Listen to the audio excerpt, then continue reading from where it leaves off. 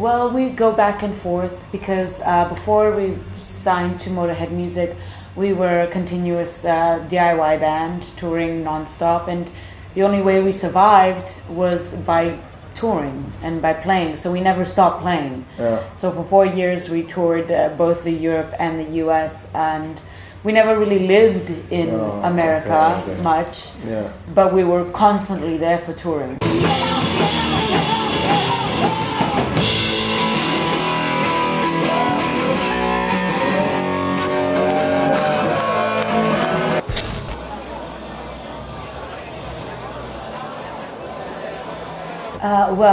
When we were invited to come play the US by a famous DJ, Rodney Bingenheimer, who was the first to play all the greatest bands that are out in the past 30 years. He was the first ones to break them. So his name is big enough that somehow we bumped into Lemmy the first night there, and he knew about Rodney, that he'd played us, and we started talking about Greece, and he loves Greece, and Mickey D is Greek, even though he's half Greek. So we also have the same passion for early punk rock from the 70s, and he liked our name, so it made an impression on him. So later through the years we kept bumping into him, and he kept getting our demos and albums, but he'd never seen us live. And then he came and saw us in 2015 live at the Whiskey when we had a residency there, Whiskey A Go-Go, which is where I met him for the first time, back the first night. So it all came together, and he saw us, and he was looking for new bands to continue his legacy, his label, because up until then he'd only put out Motorhead albums on Motorhead Music, and he wanted to expand his label and give it some new blood. And he'd been looking for a long time, and he said that we were the band that he wanted to release first. And so BARB DOLLS was the first release on Motorhead Music as a new band, and it was a huge honor for us. It still is.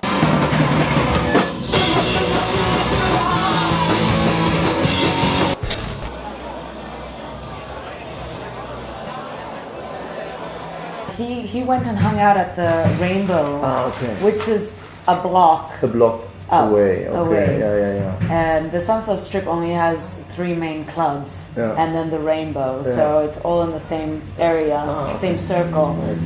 So it's not hard to find him.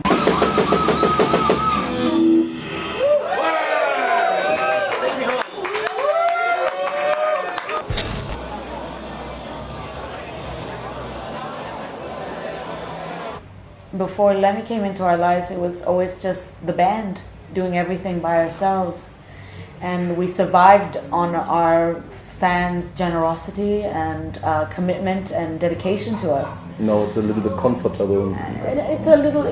We have a bigger team now. Yeah, we have a bigger team. Nothing much has changed, but we are now being able to put out our music without having to put years behind it. See, before we put out an album, and then we would take us X amount of time before we made enough money to record, and then before we made enough money to put out the album. Yeah. Now at least, we still need money to record, but we have people behind us now that can help ease the process.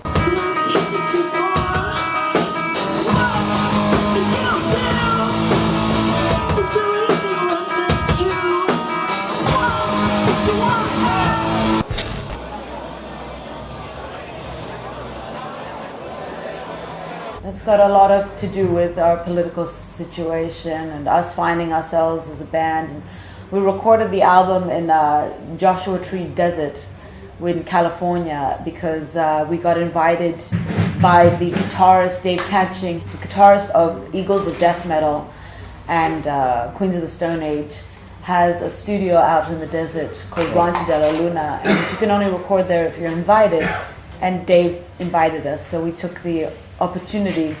And this new album has a lot of It has a very desert feel based on cool. our emotions, because we recorded the whole album, and a lot of the songs came out knowing that we were going to go record in the desert. Introducing a new nuclear age. Introducing riot to the head of state.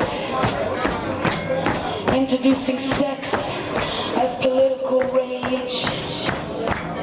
Introducing storm to the female cage. Introducing you to the USSA.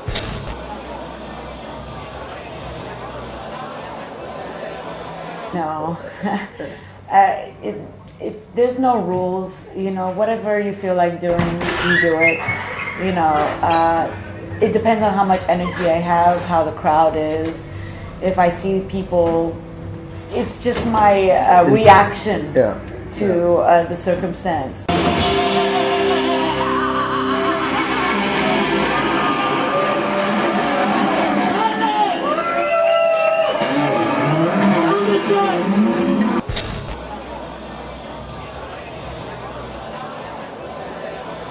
We would be more than happy to support all of you that have supported us for so many years.